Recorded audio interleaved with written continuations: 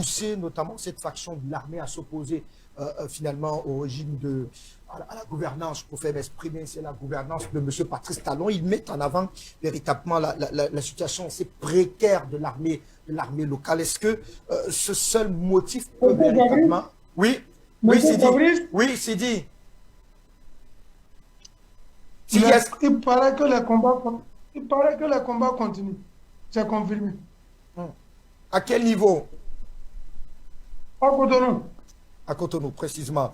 Alors, recoupez pour nous et revenez-nous dès que vous avez des éléments précis. Faites-nous signe et vous aurez la priorité du direct. Bertrand, la question, je la vous laisse tout à l'heure. Est-ce que les éléments évoqués, notamment par la faction poutiste de l'armée, semblent aujourd'hui peut justifier une telle démarche? C'est-à-dire, on estime qu'aujourd'hui, l'armée béninoise, en tout cas vous et moi, on a commenté plusieurs séquences non réluisantes de sa situation sur les fronts de guerre. Il a fallu d'ailleurs récemment l'intervention, l'appui des armées de l'AES pour espérer un ouf de soulagement au cœur donc de ce bras de fer qui oppose l'armée béninoise, notamment aux terroristes.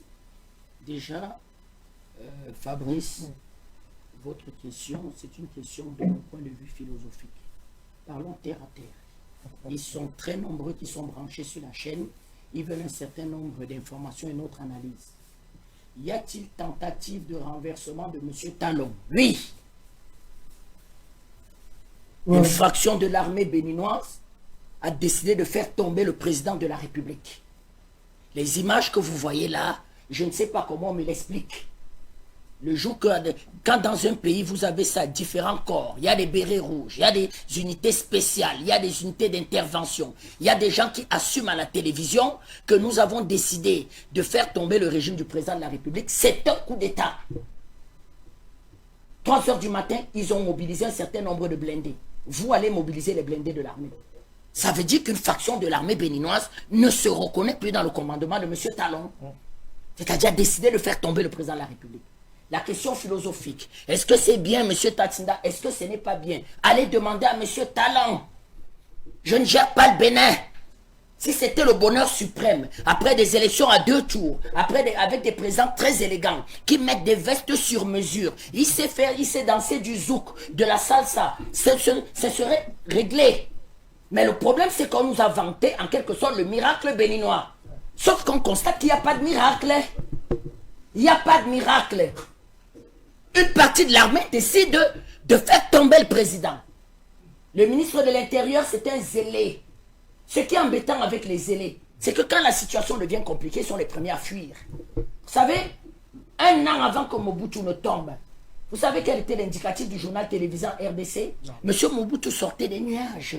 Son ministre de l'Intérieur faisait sortir des nuages. C'est-à-dire, on le comparait à Jésus, Papa Mobutu, pour annoncer l'ouverture du journal télévisé. Quand les forces de Kabila vont prendre Kisangani, avec femmes et enfants, il sera à Bruxelles. On va prendre Kisangani, ce même ministre de l'Information de RDC va prendre femmes et enfants, va aller en quelque sorte à Bruxelles. Donc, le communiqué du ministre de l'Intérieur n'engage que le ministre de l'Intérieur. À partir de là, c'est clair. Mais, est-ce que ça va marcher ou ça ne va pas marcher? Eh bien, attendons. Mais toujours est-il que nous avons des informations, effectivement, que les opérations sont en cours. Et que ces jeunes, quand vous regardez le profil, ben vous vous rendez compte que ce sont des jeunes. Je n'ai pas vu un là avec un grade de général de division. J'ai même l'impression que là, on y a des sous-officiers, des jeunes officiers, des lieutenants, des capitaines, ce qu'on peut appeler la jeunesse de l'armée. Je ne vois pas des soldats. C'est dit, oui. Des soldats de rang. Des soldats de rang même, patron. Des soldats de rang. Et ça a souvent été même le cas au Nigeria. Nous avons fait une émission jeudi. Quand M. Eronzi tombe, Azikri Wetor pour installer Eronzi, eh bien, des fois, ça a été des commandants, tout simplement, des lieutenants-colonels. Des lieutenants ont fait le coup d'État au Nigeria. Donc, ça, ce sont de jeunes militaires, effectivement, qui décident de s'opposer au président de la République. Où est M. Talon? J'en sais rien. Maintenant, son ministre dit que pour l'instant, eh bien, la tentative a clairement, du moins ça a avorté. Ils disent désormais avoir 1000 grappins sur Le ministre n'est que 13 ministre. responsables de cette tentative. Le ministre n'est pas élu au suffrage universel et direct. Je vous explique que quand la situation est très compliquée, et d'ailleurs, pourquoi vous n'essayez pas d'avoir le ministre? Il a parlé, il a disparu. On serait très content, nous, d'avoir, monsieur le ministre, quelle est la situation? C'est monsieur Talon qui est élu au suffrage universel et direct.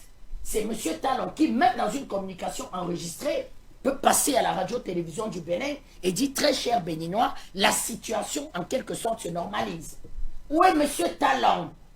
Pourquoi monsieur Talon ne parle pas? Est-ce que monsieur Talon est aux arrêts? Est-ce que monsieur Talon est en liberté? C'est le chef suprême des forces armées. On a dit C'est qu'il le est en chef lieu de sûr. l'État. Jusqu'ici, la communication officielle parle qu'il serait en lieu sûr. Vous en ce parlez au moment. conditionnel. Moi, je parle de monsieur Talon. Maintenant, le communiqué de la CEDEAO n'engage que la CEDEAO. Le monsieur qui signe le communiqué de la CEDEAO, il est au Bénin? Non, il est à Abuja. Ah ben, il est à Abuja, il est très content d'être au Nigeria et de signer un communiqué qui l'engage. Un torchon. Ça nous explique sur quoi? Nous ne sommes pas ici pour soutenir les coups d'État. Mais le problème, c'est que nous, on se réveille un matin, il y a coup d'État. Charlie parle de 3 h du matin. À 3 h du matin, je dormais. J'étais loin de me douter effectivement qu'il y avait des chars en quelque sorte et une partie des blindés qui occupaient en quelque sorte une partie de la République du Bénin. Et nous lançons un appel à M. Talon. Monsieur Talon, parlez. Monsieur Talon, parlez. Et on nous disait la même chose pour M. Bazoum. Non, ne vous en faites pas. M. Bazoum est là. Il résiste. Il est au palais présidentiel. Au Niger, on a pris 2 jours pour Ben, vous vous souvenez du Niger? Absolument, on a Radio fait. France On a Mensonge fait 2 jours pour International, acter France définitivement 24 nous le disait, départ de M. ne vous Bazoum. doutez pas, Monsieur Lay résiste. Bazoum en appelle à la solidarité internationale. Monsieur Bazoum résiste. D'ailleurs, jusqu'à présent, apparemment, il résiste toujours. Donc nous, la question est relativement claire. Nous ne soutenons pas véritablement les coups d'État, mais je vous ai toujours dit que moi, M. Tatina, eh bien, il y a des changements à la tête des pays où ne me demandez pas de verser des larmes, comment je vais dire, avec M. Talon. Sous bien sûr le sort de M. Talon. Donc, dans une situation comme celle-ci, nous demandons de garantir la sécurité du président de la République. Nous ne souhaitons pas qu'il lui arrive quelque chose. À lui, à son épouse, à ses enfants, relativement à ses amis. Mais toujours est-il que ce Bénin, qui est un miracle sur le plan économique, 14% de taux de croissance, démocratie à 2 tours. Monsieur Talon est élu après 2 tours, loin des dictatures du Cameroun où un monsieur de 93 ans gagne une élection à 1 tour. Eh bien, ce modèle-là, eh bien, ne donne pas le bonheur suprême. Résultat des courses, c'est aussi une démonstration que la CEDEAO a échoué. C'est-à-dire que dans la Cette fois, elle veut aller très loin parce qu'elle veut travailler pour rétablir l'ordre constitutionnel du côté J'ai dit le du monsieur côté qui du Bénin. parle. Donnez-nous le nom du monsieur. C'est le président qui de la signe commission de C'est la quoi le CEDEAO, président de la commission? Qu'est-ce qu'il monsieur vaut? Aliou Talou. Qu'est-ce qu'il vaut un président de commission? Il bavarde. Il bavarde. Est-ce que les chefs d'État de la CEDEAO s'engagent sur cette affaire? Il est président de la commission. C'est un fonctionnaire à qui on a donné un petit titre. Président de la commission, il est élu au suffrage universel et direct. Il engage les États. Vous avez un pays comme le Nigeria. C'est-à-dire que le grand... Le document, en tout cas, Ouais. il est se mentionné vous qui au bas parlez. de la page, commission de l'Union, Vous avez un pays commission comme de la le CEDEAO. Nigeria. Pardon. Je vous ai dit que vous retirez le Nigeria de la CEDEAO. La CEDEAO perd les 3/4 de son produit intérieur brut. C'est le Nigeria la CEDEAO. Est-ce que M. Tiloubou s'est prononcé? Alors, vous me lisez un torchon de quelqu'un qui veut se faire voir. Il dit vraiment, on entend intervenir par la force mise en attente. C'est quoi la force mise en attente? Mais ils effrayaient les Nigériens avec cette histoire. Monsieur Macron expliquait que voilà la grande réunion des chefs d'état-major des armées. Nous donnons 72 heures. Monsieur Bazoum résistait. Ne tremblez pas. On vient vous libérer avec femmes et enfants. La fille de Bazoum depuis Paris nous expliquait que mon père a des problèmes. Il faut le libérer. Les États-Unis disaient libérez-nous, monsieur Bazoum. Donc nous sommes là, nous suivons la situation. Le fait est clair, c'est que monsieur Talon ne parle pas. Et nous, les panafricanistes, nous disons à monsieur Talon, parlez. Monsieur Talon, c'est un démocrate. Vous ne le voyez pas dans ses vestes et tout? Eh bien, il parle ici, il parle souvent, même il tchatche. Vous appelez monsieur Talon, il dit, je suis dans le tchatch avec mes populations. On nous a vanté un Bénin démocratique où le peuple est très content. Mais là, nous nous rendons compte aujourd'hui qu'une partie des forces de sécurité, des jeunes ont pris leurs responsabilités et disent que la répression est terminée. Où est le deuxième pays développé de la CEDEAO, M. Ouattara? Il ne parle pas. Il est contre les coups d'État. Pourquoi personne ne parle? Monsieur Macron, il ne parle pas. L'Union européenne ne parle plus. Eh bien, c'est terminé, cette histoire. Et nous disons toujours que à la façon dont vous gérez votre pays, à la façon dont vous mettez les orientations, vous orientez votre pays dans des cul-de-sac, c'est-à-dire dans des situations qui n'apportent rien. Alors qu'aujourd'hui, un vent panafricaniste, en quelque sorte, souffle. Moi, je serai président du Togo, je serai très inquiet. Je serai président de la Côte d'Ivoire, je serai très inquiet. Pourquoi le Togo, Bertrand? Mais parce que les peuples ont besoin de se libérer. Le Togo, ça fait quand même, comment on va dire, 50 ans de gestion de pouvoir du caporal Ayadema et un de ses enfants, fils héritier. Et les Togolais ne sont pas très contents. Les Togolais ne sont pas très contents. Donc, avec une situation comme celle-là, où on voit que ça va relativement de pays en pays, dans ce qu'on vous appelez, on vous vantait comme étant une réussite en termes de modèle d'intégration, la CEDEAO, libre circulation des biens et des personnes, ça circule au sein de la CEDEAO, avec une carte d'identité. La CEDEAO, c'est 15% de taux de croissance. Vous, en Afrique centrale, vous patinez à 2%. Vous êtes en quelque sorte un nid de dictateurs, des vieux. Papa Obiang, Papa Sassou, Papa Biya, le dictateur Déby. Mais c'est quoi cette Afrique centrale qui ne se développe pas? Regardez la CEDEAO. Mais on se rend donc compte que c'est la CEDEAO, effectivement, eh bien, il y a de gros problèmes et des jeunes courageux, des jeunes officiers courageux décident en quelque sorte de dire nous changeons de direction.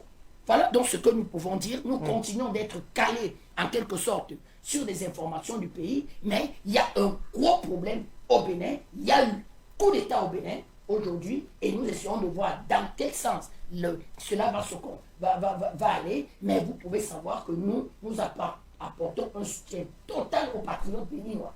Je dis nous apportons un soutien total aux patriotes béninois et nous disons à nos amis de l'AES d'apporter également un soutien total. Si M. Macron veut venir s'immiscer dans les affaires des Africains, il rencontrera les Africains sur son chemin.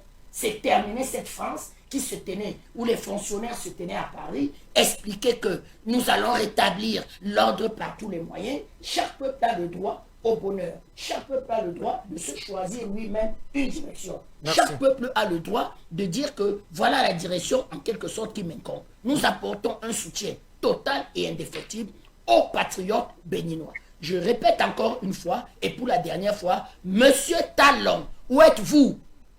Où êtes-vous? Est-ce que vous êtes libre de vos mouvements? Est-ce que vous pouvez parler? Est-ce que vous êtes en liberté? Est-ce que vous contrôlez le pays? Est-ce que l'armée répond encore de vous? Est-ce que vous êtes prisonnier? Est-ce que vous êtes arrêté? Eh bien, il peut transférer ces questions à M. Macron. Il s'entend beaucoup avec M. Macron et M. Macron pourra peut-être nous apporter des réponses à ces questions. Merci. Pour ce que nous avons comme information en ce moment, il est très difficile à M. Talon de parler. Donc attendons encore et d'ici quelques heures, nous verrons comment la situation va évoluer.